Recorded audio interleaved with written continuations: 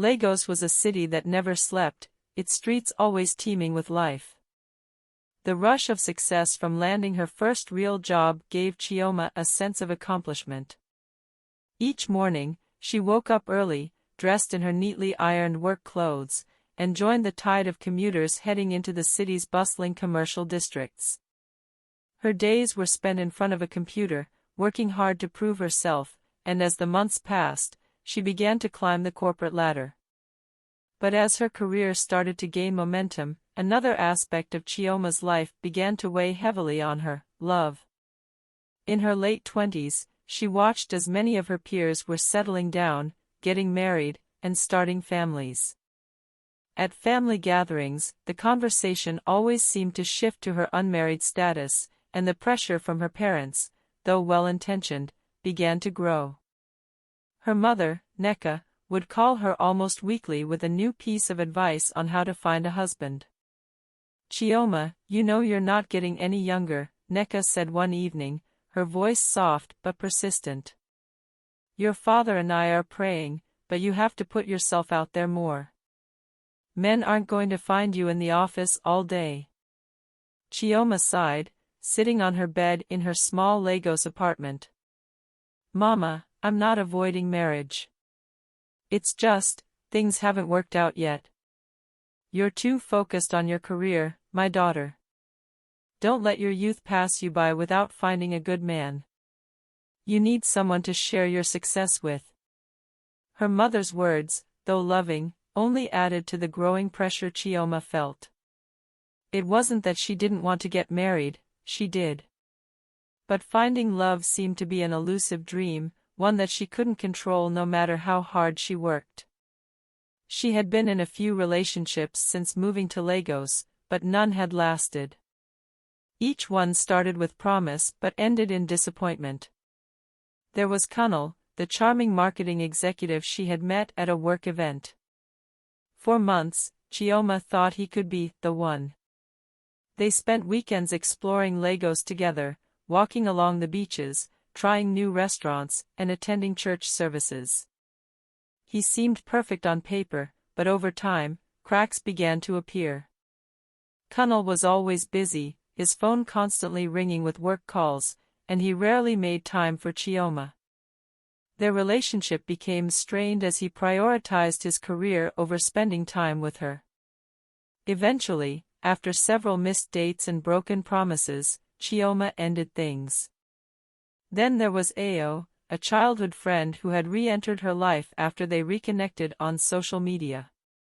He was sweet and attentive, but their relationship felt like more of a friendship than a romance.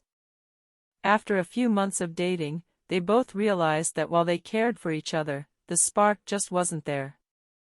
They parted ways amicably, but Chioma couldn't shake the feeling that something was wrong with her, that she was the reason these relationships kept failing. The passing years only intensified her anxiety. At every wedding she attended, the stares and whispers from family and friends became harder to ignore. "When will it be your turn?"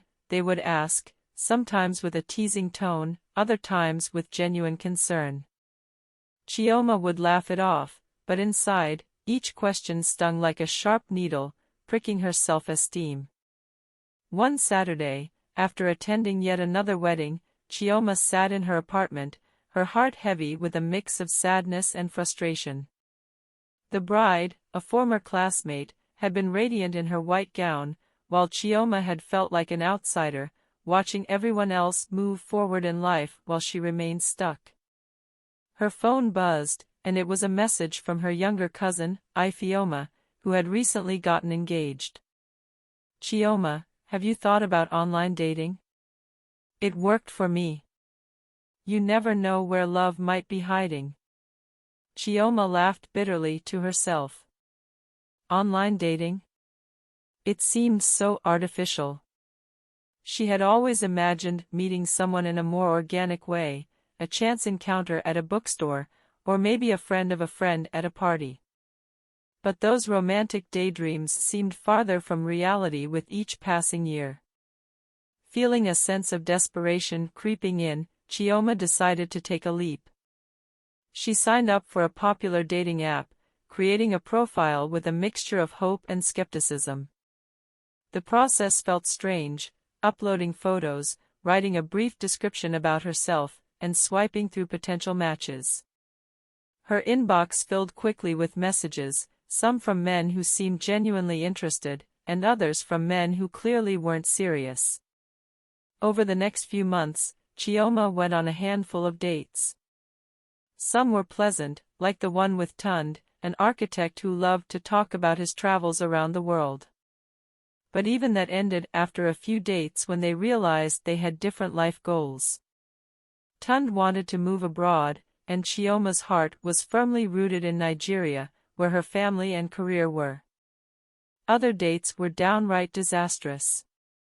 There was the time she met Deli, a businessman who spent the entire dinner boasting about his wealth, making Chioma feel like a prop in his carefully curated image. And then there was Bayo, who had seemed so charming over text but turned out to be completely uninterested in anything beyond superficial conversation.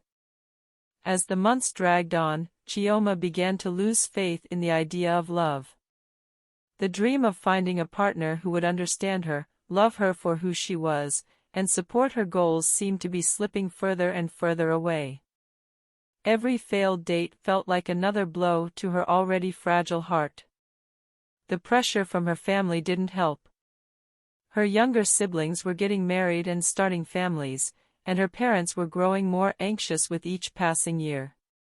"Chioma, what are you waiting for?" her father asked during one phone call, his voice laced with concern. "You're successful, beautiful, and smart. You should have men lining up at your door." Chioma wanted to scream. It wasn't that simple. She couldn't just snap her fingers and conjure the perfect partner. The weight of societal expectations was becoming unbearable. In the quiet moments of the night, when she was alone in her apartment, she wondered if there was something wrong with her. Why couldn't she find love when it seemed to come so easily to others? One particularly lonely night, after a dinner with friends where the topic of marriage had dominated the conversation, Chioma sat in her living room, staring at her phone. She thought about calling Kunal, her ex, just to feel a sense of connection again. But she knew better. She couldn't go backward, no matter how tempting it was. Instead, she closed her eyes and prayed for strength, for patience, and for love to find her when the time was right. But as much as she tried to hold on to hope, the delays in her love life began to take a toll on her self-worth. Chioma's once unshakable confidence started to waver. She began to question whether she was deserving of love, or whether she was simply destined to be alone, watching from the sidelines as everyone else moved forward in life.